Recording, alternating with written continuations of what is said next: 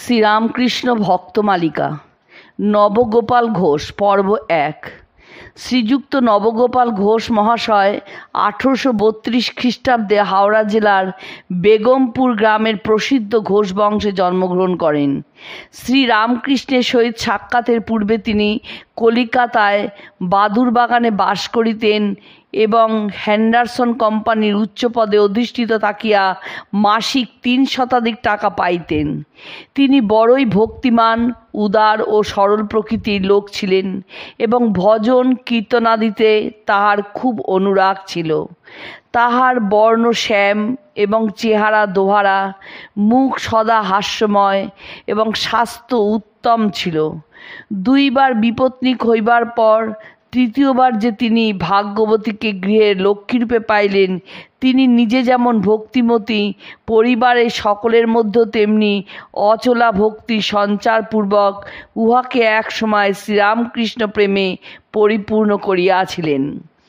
কুলীন কায়স্থ নবগোপালবাবু পদমর্যাদা ও সদাশয়তার জন্য পল্লীবাসীর নিকট বিশেষ শ্রদ্ধাভাজন ছিলেন।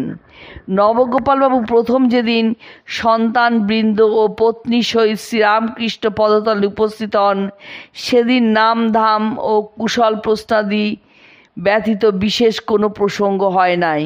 তবে ঠাকুর তাহাকে বলিয়া দেন যে তিনি যেন নিত্য কীর্তন করেন। তদনুসারে তিনি প্রত্যহ পরিবারের বালক বালিকাদিগকে লইয়া খোল করতাল সহ কীর্তন করিতেন।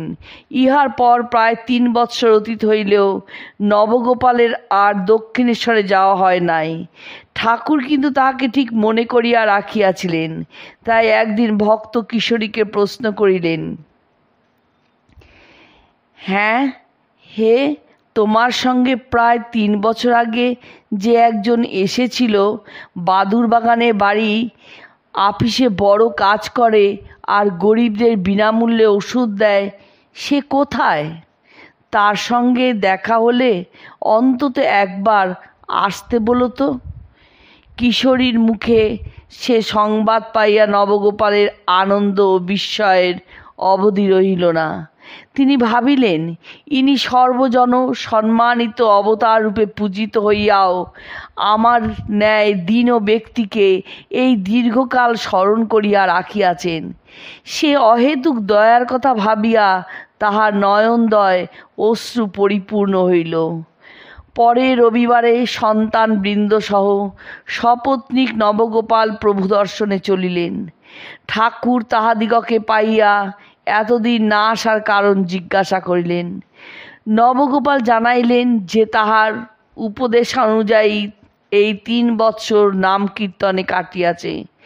ঠাকুর সব শুনিয়া তাহাকে আশ্বাস দিয়া বলিলেন যে তাহাকে আর বৈদিক সাধনা মাত্রের মধ্যে আবদ্ধ থাকিতে হইবে না। 3 শ্রীরামকৃষ্ণ সমীপে গমনাগমন করিলেই তিনি ভক্তির উচ্চতর স্তরে উঠিতে পারিবেন। এই মিলনের প্রভাব নবগোপাল বাবুর জীবনে এমন এক আমূল আলোড়ন আনিয়া দিল, যাহার ফলে ইহার পরে তিনি সর্বদা শ্রীরামকৃষ্ণ চিন্তায় মগ্ন হইলেন এবং সুযোগ পাইলেই স্ত্রী পুত্রাদি সহ পুনঃ পুনঃ দক্ষিণেশ্বরে আসিতে লাগিলেন।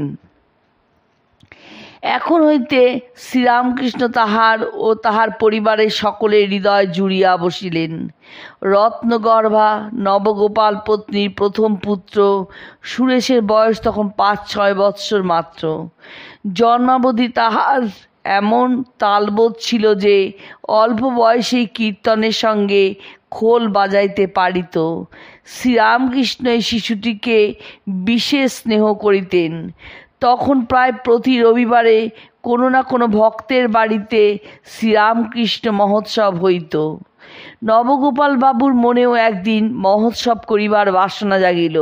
শ্রীরামকৃষ্ণের অনুমতি লাভান্তে যথাবিধি আয়োজন হইল। ভক্তপর্ব নবগোপাল বাবুর চণ্ডীমণ্ডপে আগমনপূর্বক ভাগবত পাঠ শুনিতে লাগিলেন। অনন্ত যথাসময়ে ভক্তপাঞ্ছা কল্পতরু শ্রীরামকৃষ্ণের পদার্পণ হইলে পাঠ বন্ধ হইল। পরে বনোয়ারি নামক একজন বৈষ্ণব আপনার দল লইয়া প্রাঙ্গণে পদাবলী কীর্তন আরম্ভ করিলেন। ঠাকুর চণ্ডী মণ্ডপে বসিয়াছিলেন। কীর্তন আরম্ভের সঙ্গে সঙ্গে সিংহ বিক্রমে কীর্তন মধ্যে আসিয়া ত্রিভঙ্গ মুরলীধারী হইয়া মহাভাবে অবস্থান করিতে লাগিলেন। নবগোপালবাবু পূর্ব হইতে সুগন্ধি ফুলের বড় গড়ে মালা আনাইয়া রাখিয়াছিলেন, এখন উহা ঠাকুরের গলায় পরাইয়া দিলেন। মালা লম্বিত হইয়া চরণ স্পর্শ করিল।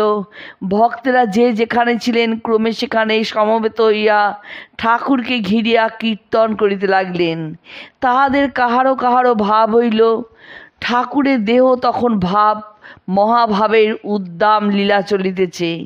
সমাধিভগ্ন হইলে তিনি আসন গ্রহণ করিলেন এবং নবগোপাল সতৃষ্ণ নয়নে তাহার ভুবনমোহন রূপ সুধা পান করিতে থাকিলেন। অকস্মাৎ তাহার মনে হইল ঠাকুরের লীলাদেহে যেন চাঁদের কিরণ খেলিয়া বেড়াইতেছে। তিনি ভাবিলেন ইহা হয়তো দৃষ্টির বিভ্রম। তাই অপর সকলের প্রতি নয়নপাত করিয়া দেখিলেন তাহাদেরও বদন তুল্যরূপ সমুজ্জ্বল কিনা, কিন্তু সেরূপ জ্যোতি কোথাও ছিল না। তিনি মধ্যম ভ্রাতা জয়গোপালকে জিজ্ঞাসা করিলেন, আজ প্রভুর চেহারায় বিশেষ কিছু দেখছ কি? ভ্রাতা উত্তর দিলেন, না, অন্য দিনের মতোই সাফই দেখছি। নবগোপাল তখনও জ্যোতি দেখিতেছেন, অথচ সন্দেহ দূর হইতেছে না। তাই তিনি শীতল জলে নয়নদ্বয় ধৌত করিয়া শ্রীরামকৃষ্ণ সমীপে উপস্থিত হইলেন, কিন্তু তখনও দেখেন প্রভুর মুখমণ্ডলে পূর্বেরই মতো দীপ্তি রহিয়াছে। অবশেষে তাহার সংশয় বিনষ্ট হইল এবং তিনি বুঝিলেন যে ইহা কেবল তাহারই প্রতি শ্রীপ্রভুর বিশেষ কৃপা।